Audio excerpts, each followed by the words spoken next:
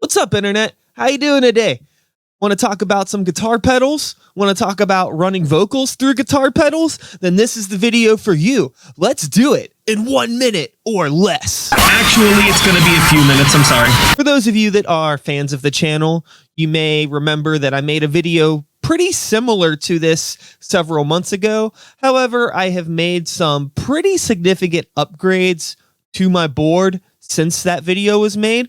So it seemed rather justified to make a new video because I got some new pedals. I want to talk about how they work. I want to show you running a microphone through them a little bit. I think it'll be fun. Plus, I had nothing else better to do today. So let's rock and roll, motherfuckers. I wanted to start off the video by talking about some things that I didn't go over at all in my last video. One of them being pretty important, and I'm surprised that nobody really asked about it, but that was in regards to the power supply that I use for my pedal board. I am running 13 pedals right now, and they're all running off of one power supply. You can't see it because obviously it is underneath here, but I can use the power of the internet and this fancy software to show you it. If you look over here on perfectcircuit.com, you could see I'm using the Kiox DC7 Future Power Generation power supply. And this thing is a motherfucking beast. I am powering everything on the board right now with this DC7. We're talking even the Voco Loco, which is a 15-volt pedal. This Plethora X5 is powered off of it. Everything is powered off of it. No fucking issue. So if you're somebody that runs a lot of guitar pedals and you're looking for a lightweight, low profile solution, I really cannot recommend this DC7 enough. Cool. I don't know how like nerdy and technical you want to get into it, but there's these dip switches on all of the outlets that allow you to, you know, alter the voltage and the power that is being sent out of them. And you even have a little meter here, which I know you can't probably see all that well, but you could look up this thing and it gives you an indicator on like if you're using 25, 50 or 75% of this thing's capability. And with all of this stuff plugged in and running at the same time, I don't even hit 25% of the capability that the DC7 can handle. So, and this is a lot of shit that I'm running on my board right now. So yeah, I mean, they're a little pricey. You see $230 here on Perfect Circuit, but it's honestly worth it if you're somebody that has been, you know, struggling with having either like a really bulky power supply on your board, like trying to drag like fucking one spots and power strips and just all this extra stuff. I mean, this thing is so fucking small. I mean, like it's literally probably about this big, you know, it's maybe the size of 2 guitar pedals. It's super thin. It's about 1 inch thick. It fits really nicely under pretty much any pedal board you can think of. Another thing that I didn't talk about in the last video was actually what the board is sitting on. Like what pedal board am I using? And I've actually upgraded literally my pedal board since the last video. I was using a Gator G Tour, I think they're called, but I have upgraded since to this. I'm actually going to pull it up for you guys. It is a Friedman Tour Pro 1525 pedal board.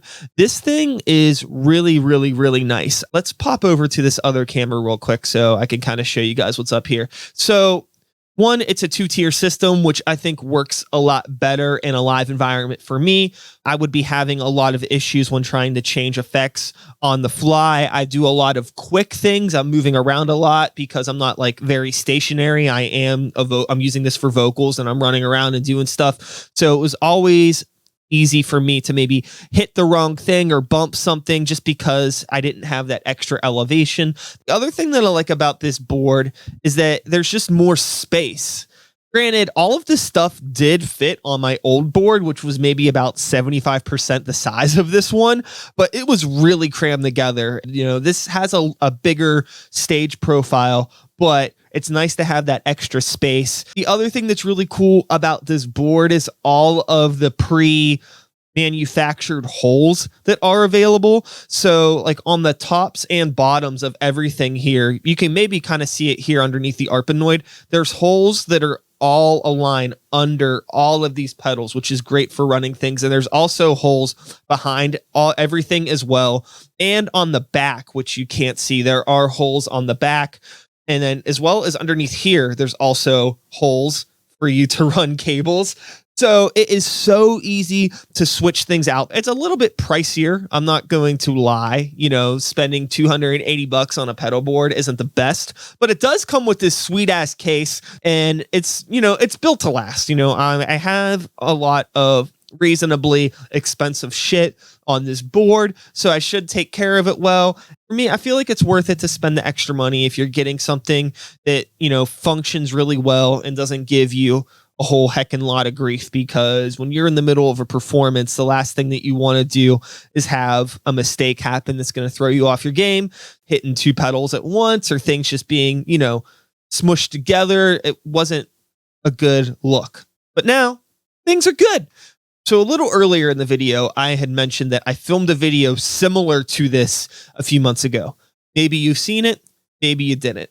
Regardless, I'm still going to go through everything pretty much as if that other video was never filmed, because I'm assuming there may be some people here that didn't see the last one, and I don't want to leave anything out.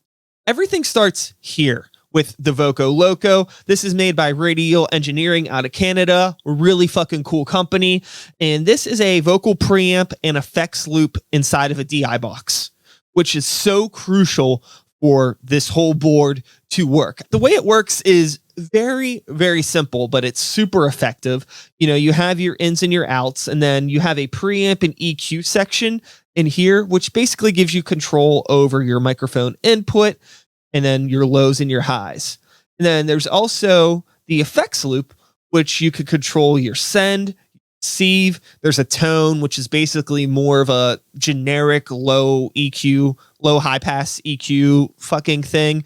And then you have your mix knob, which is basically a wet dry blend. So you don't need anything more than that. But even with that small amount of control, you're able to do so fucking much. Because one of the things that I found when I was first getting into running microphone effects into pedals, without having something like this, not being able to get the right signal into the microphone pedals will fuck you up to begin with. Like if you're putting in something too hot or not hot enough, you're not going to get a desired result. The other thing too is that if you don't have any sort of EQ control going into a guitar pedal, you're pumping in these frequencies that a lot of guitar pedals just aren't built to handle or understand, and it creates some really just undesirable results. So with the Voco Loco, you can really just make those minor adjustments that don't seem like a whole lot, but make a whole world of difference in the long run. There is never one setting that works for every single room, every single PA, every different live environment. This always needs tweaked. So right now, since we're in a pretty controlled environment, everything's sitting at noon, and it's probably going to be fine. The next pedal in the lineup is a Dan Keeley Compressor Pro. Right now, it is not on, but here we go. It is on now. It's very likely that you did not hear any sort of a difference. The main reason that I use this pedal right here in the lineup is basically to make sure that I am getting a good, even signal going into all the pedals from here. Right now, you're probably not noticing much of a difference because my voice has kind of been staying at the same level, which is the idea. But there are times when you're performing, especially me, because I'll go from maybe doing a quieter vocal to a really loud scream, really intense. And pedals aren't built for that crazy of a dynamic change. And, you know, a lot of PAs and sound engineers aren't quite equipped to always fucking be ready to like fucking deal with your chaotic ass vocal dynamics. But I find that a good sturdy compression at the top of your fucking chain can really help do some of the work for you and make sure that, you know, those low vocals are brought up just enough and that those loud vocals are brought down just enough so you have a more even sounding vocal performance, which is good in general, regardless if you're running effects or not, but more into the Compressor Pro itself. The reason why I picked this pedal and not others is because of the controls that this has. It's very, very nuanced in terms of you have a literal threshold knob, a ratio knob, an attack knob, a release knob, and a gain knob. I'm not a big fan of running those simpler, maybe 2 or 3 knob compressors for vocals, just because vocals are a little bit more unpredictable and dynamic, at least in my experience. I'm not a fucking scientist. I really don't know. These are assumptions that I've made. I haven't been professionally taught anything, but from my experience, I have found with vocals, the more control that you can have on hand, the better off you will be. So I have gone with this pedal, and I have found that it works tremendously. There's also a couple switches on here that will automate your attack and release, as well as a switch for your hard and soft knee. I have found with the vocals that it's best to kind of dial in the setting, not try to rely on automated settings. And also I do prefer a hard knee with my vocals, so I don't tend to mess with those switches a lot personally. But if you're somebody that is interested in this pedal for an instrument or for whatever, you should probably know that this does have those capabilities, and it's a great sounding, good working pedal. Thumbs up to Dan Keeley. They make good stuff. Making its return from the previous version of my pedal board, this would be the Catalan Bred Discman. And this is a glitch pedal that is, supposed to simulate a skipping Discman, which is so niche, so nuanced. Why would anybody make a pedal like this? Because a weirdo like me is going to buy it. That's why. So let's turn it on and let's see what happens. Check, check, check. Hey.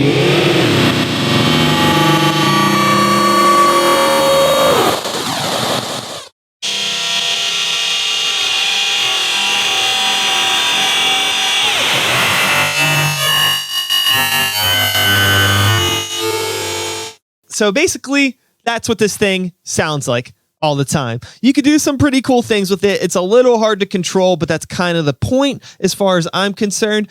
You have your feed knob, cuts knob, latch, time, and mix. Mix is basically your wet dry blend for the knob. This is it with it on. This right now, I have the time all the way down. So right now, I've blended in a little bit of my dry from the Voco Loco, so you can kind of hear what I'm saying as we're going through this effect. Things can get really fun if you bump your latch up all the way, because it's basically... The latch works like a latch on a synthesizer, where it'll just keep the effect going, and you can kind of control...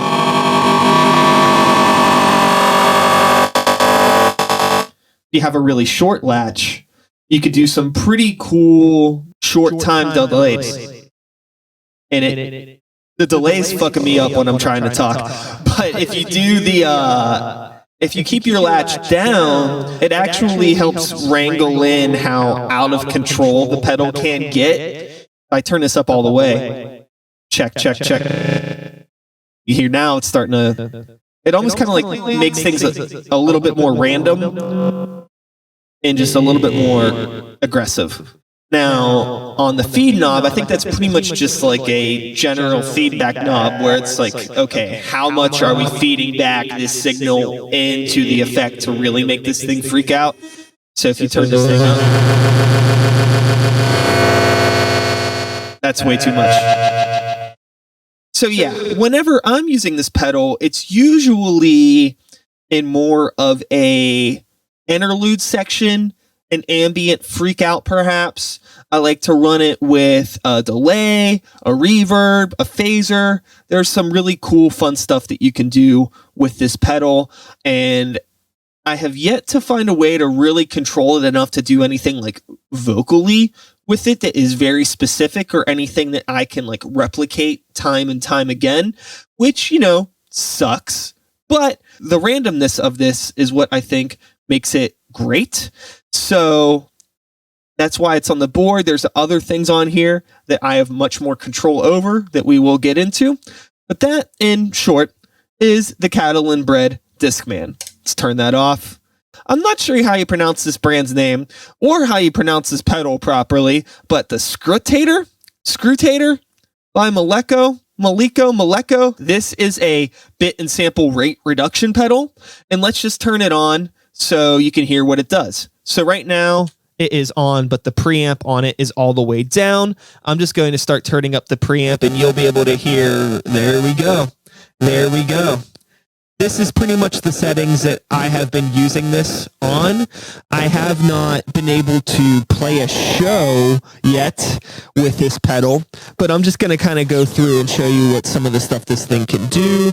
It gets really, really aggressive once you get down in there. I kind of like it around here. I think that's pretty fucking cool. There's also this knob here, which is basically your filter. It's kind of a low high pass sort of thing.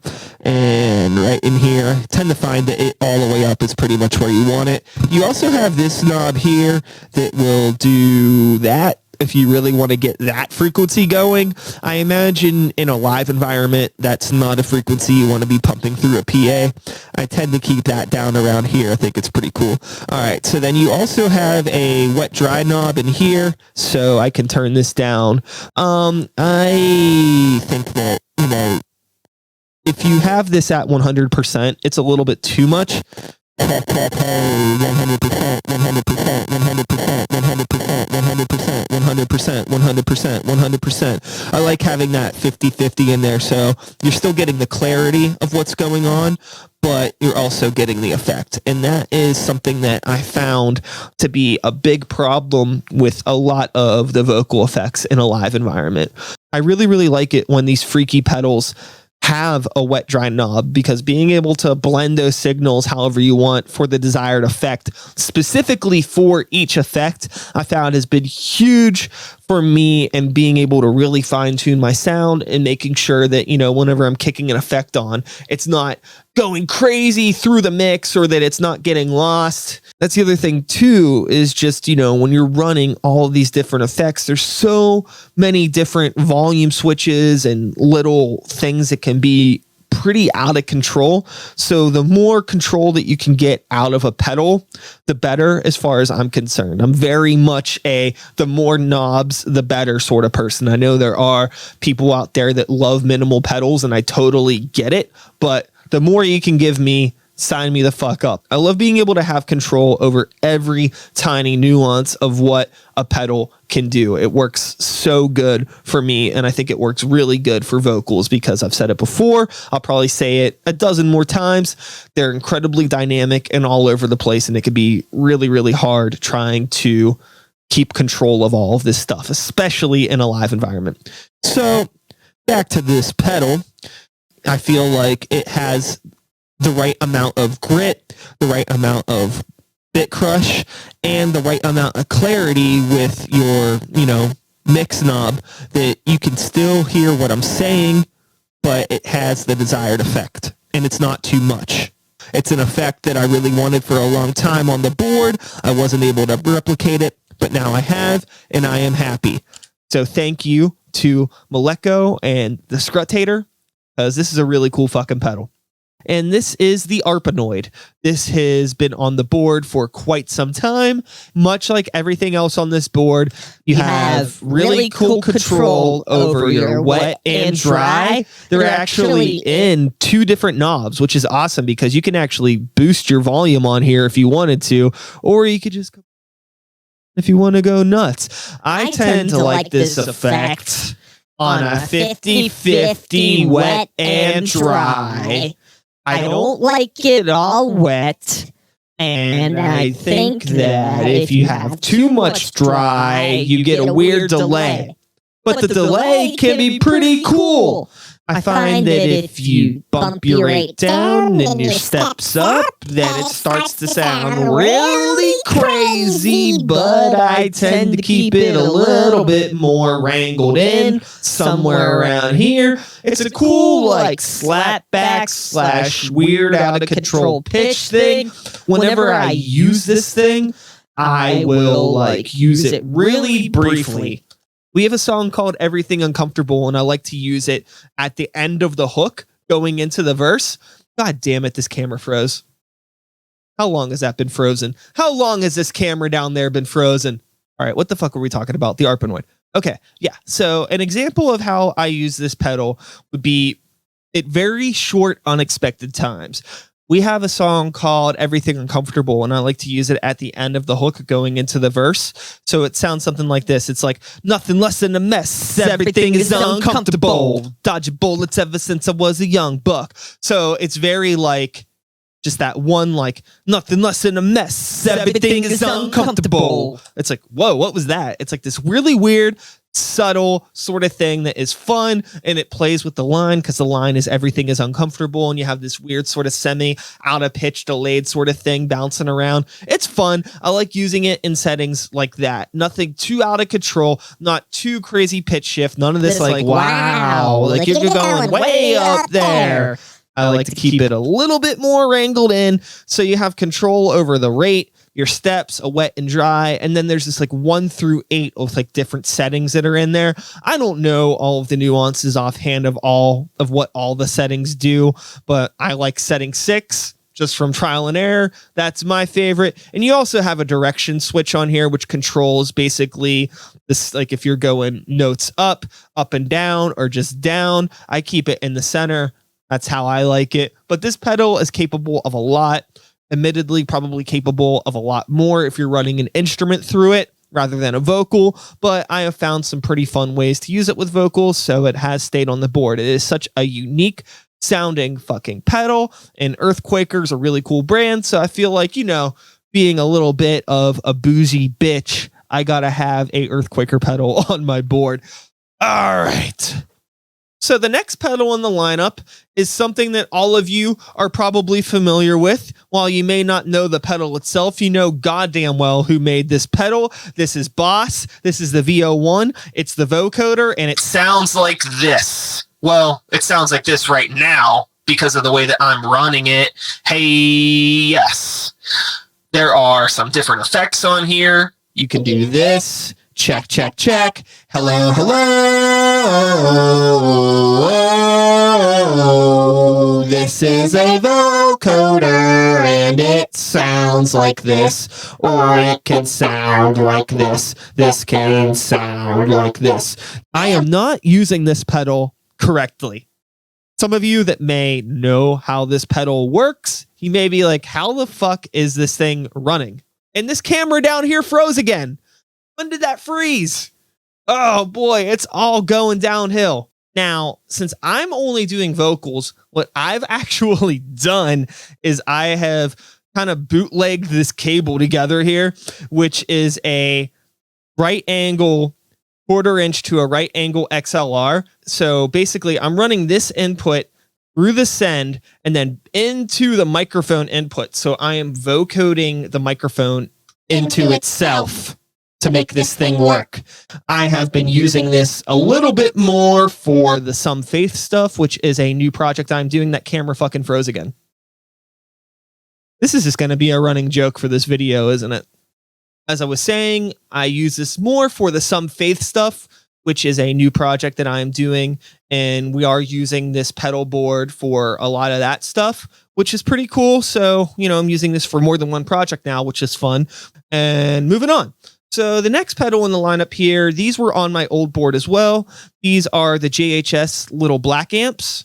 You know what? Fuck this camera. We're just gonna, that's gonna go away. We're gonna move this one down. I'm gonna resize it.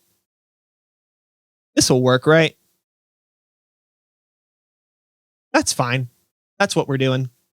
That's the JHS little black amp box. I have 2 on the board. We'll get to the other one when we get there. But yeah, right now, this is basically just a way for me to control the volume of all of these effects prior to my bottom tier. This is my volume for the top tier. And of course, that camera froze. When did that freeze? Now the top camera froze. Holy smokes. Making content is hard. Do I just got to like look under here? Maybe I'll just do the rest of the video like this so you could see me talk, since this camera seems to be working all right. Oh my God. All right, so The next pedal in the lineup here is the Abominable Effects Throne Torture. This is a company based out of Seattle, Washington. They make really fucking badass, great looking pedals, and I am so stoked that I was finally able to get my hands on one. They could be a little bit hard to get unless you like really track them down when they're dropping stuff, but that's what things like the internet are for. You can follow people on Instagram, set alerts, and hey, you know, you snooze, you lose. Got to be on top of shit. So I stayed on top of stuff for a little bit. I was finally able to get my hands on one of these things, and it is perfect. I love what this thing can do. It is a distortion pedal, but it has control over the low, mid, high frequencies. You have your wet, dry blend, which is tight because running vocals through distortion, especially in a live environment, can be a fucking recipe for disaster. There's so much that can go wrong, feedback out the fucking wazoo, but having the control that this thing allows you to take control over just gives you a really cool, crisp, clean distortion that'll, you know, be okay in pretty much any live environment. So let's turn this thing on. This is what it sounds like right now. You can see I have my low end rolled pretty much completely all the way off, and that is because whenever I am running distortion live, I kind of want that Beastie Boys Sure Shot sort of effect when I'm running a distortion pedal live, but it's super cool because I can still blend in some of the dry like I am right here. So you're getting the best of both worlds. It's cutting through and I'm getting a little bit of that grit. But one thing that you may notice is I am getting noise. There's noise. So that's why they make noise gate pedals. I'm not trying to jump ahead to the Plethora X5, but this thing has a built-in noise gate that is a replica of the TC Electronics Sentry noise gate, and it works really great. Let's turn it on. And this is it with the noise gate. Whenever you're running vocals through distortion in a live environment, I feel like it is really important to be able to have control over those frequencies and have a good, incredibly strong noise gate on it just to keep things from feeding back. And yeah. Next in the list is another new pedal to the board, and it is the second Boss Electronics edition. Is it Boss Electronics or just Boss? Whatever. You know what the fuck I'm talking about. This is the Phase Shifter Ph3. This is a classic pedal. Plenty of bands have been using this thing for years, and this replaced my Electro Harmonix Badstone, which is a cute little old school, you know, vintage repro pedal. But this, again, in terms of control and being able to really fine tune like what you want to do and how you want your phase to go, this has a lot more of a digital sound, which some people don't like, but that's what I was looking for. Let's turn it on. So yeah, what you can hear right away is that this is a lot more, I already said, digital sounding. It sounds not very organic or clean, which is the way that the Badstone sounded. And the Badstone's a really great sounding pedal if you are looking to create a more vintage sounding phase or something that isn't so exaggerated. But for me, and the way I'm using it, especially with vocals, I feel like it really needs to be exaggerated for it to even be noticeable. That was the thing that kind of bummed me out about the Badstone, was I found that whenever I was running the Badstone, it sounded more just kind of like a volume automation than any sort of a phase automation. Like the frequencies that it was fucking with, it just made my voice sound like it was getting quieter and loud without me needing to do anything. There wasn't any actual sort of effect happening. So that's why I ended up going with the Phase Shifter. And also, you can just really get some fucking crazy sort of stuff going on with this thing if you get wild. There are some different stages in here. I like to keep it on the 10 stage, but there is a 4 stage, 8, 10 where I like it. Oh, I just knocked over a coffee. That's okay. There's a 12 stage, which is a little bit too wild. And then you have the Fall, which is like straight laser gun, nice. And there's a step. Like all those are just a little bit too crazy for me. So 10, I think, is pretty much the right sweet spot for me and when I'm doing stuff with vocals. So yeah. The Phase Shifter is a really cool pedal. I'm glad that I was able to add this to the board. It's a cool green. Boss is a cool company. And yeah, let's move on. Oh boy, my foot keeps falling asleep because I'm sitting on it. The next pedal in the board is returning from my previous setup, and that is the Digitech Drop. It is a octave pedal. That's what it does. You have your control of your steps. You can go from, this is a full octave in Drop to just a full octave to 7, 6, 5, 4, 3, 2, 1, 0. That's what it does. I like to do things where maybe sometimes I will be talking and then I will manually drop the pitch, which is fun for some stuff. And also just in general, if I'm doing like a low detune sort of thing, I do this quite a bit as an effect. So it's a really cool pedal. It's really simple. Doesn't do much more than that, but I don't need it to do much more than that. The other cool thing that's great is that it has this momentary switch, so you can have it be like, hey. You could do one of those, which is fun. And also, if I just need to use this effect really quick, I can. So if I'm rapping like this, then I'm rapping like that, and I'm rapping like this, then I'm rapping like that, that. The Digitech Drop has been on my board since I built this thing. It will probably never leave. I find it to be perfect for what I'm looking to do, even though there are some really cool octave things that are built into the Plethora X5, which is the next fucking thing that we're going to get into. I do feel like I could probably make an entire video just on the Plethora X5 because this thing is capable of so much. So I just basically need to give the quick rundown of what this thing is and what I am using it for. So you have control of up to 5 different settings at once. It also has MIDI in and out with the send and receive. So you can like really do some crazy signal chain stuff with this. Right now, I'm using it in probably the most simple way that you possibly can. It is here in the board. I'm not running anything through it any weird. I am running the effects 1 through 5 in order like this to keep things simple. I pretty much just got this for 2 main reasons. Because this thing's practically a computer, and the noise gate in here allows you to fine-tune settings I haven't been able to do with other just standard noise gates.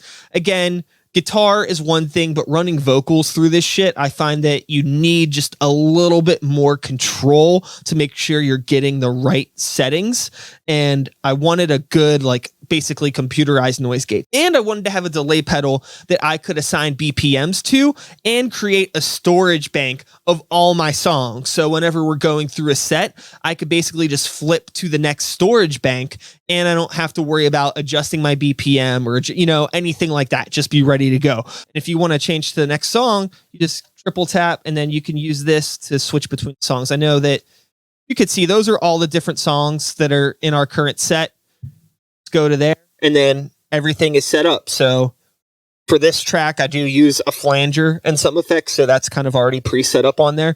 But yeah, I can have a delay, which is cool. And it's set to the tempo of each song. And the other thing that's cool about this pedal too is that you can really go in and fine tune all of this fun stuff with the pedal. It has a USB out and a program that comes with it. It's the tone print stuff that TC Electronic has been using for years. This pedal has all that stuff built in. Your decay, your setting, your low pass, high pass on delays, and all of the effects are like that. Some of the other effects that I have on this particular setting, the Brainwaves pitch shifter, which is, pretty similar to the Arpanoid, but it doesn't go really crazy. It kind of stays in one spot. The delay that's in here is a mimic of the TC Electronics flashback. So that's pretty cool. There's a lot of different pedals that are built into this. I'm not going to get into all of them. It's all TC Electronics stuff.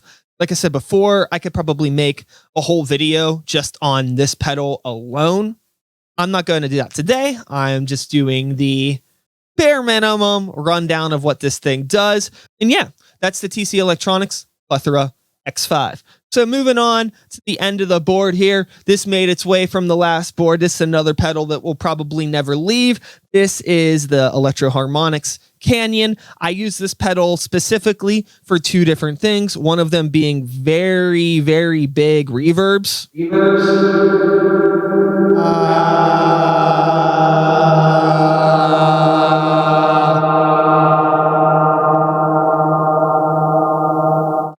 And I also like using this for this lo-fi, semi-distorted, weird, like slapback tape delay thing. It sounds like this. Check, check. It sounds pretty cool, and then if you start messing with the tape delay a bit, you can get some pretty cool stuff. I just like to kind of float just a little bit, you know, for some more low-key, weird, abstract. And yeah, that's specifically what I'm using it for, are those two things. The tape delay that I can kind of tweak that sounds super lo-fi and weird and gross, and big reverb. Not typically a fan of multi-effects pedals like this, but the Canyon's really great. And at the end of the board is another JHS little black box. So again, that is pretty much just to control things at the end of the line before it goes back into the Voco Loco, just making sure nothing gets out of control. So, holy shit, I've been recording this video for a lot longer than you've been watching it. There goes my afternoon, I guess. I got some real life adult shit that I gotta do, so I should probably be getting to that. But that is a general overview of all of the effects on this board and what they do. If there's anything specifically, any specific pedal, any specific effect, any specific combination of effects that you would like me to go over, I'd be happy to set something up like this and do it again. It's really hard to talk about, you know, a dozen pedals in a quick manner, so I have no idea how long this edit's going to be. Let me know in the comments. If you are somebody that is just happy to see this video, leave a smiley face. If you're somebody that doesn't give a shit, why are you still here? What are you doing? Go do something else with your day. Taking up enough of your time. And that's all, folks.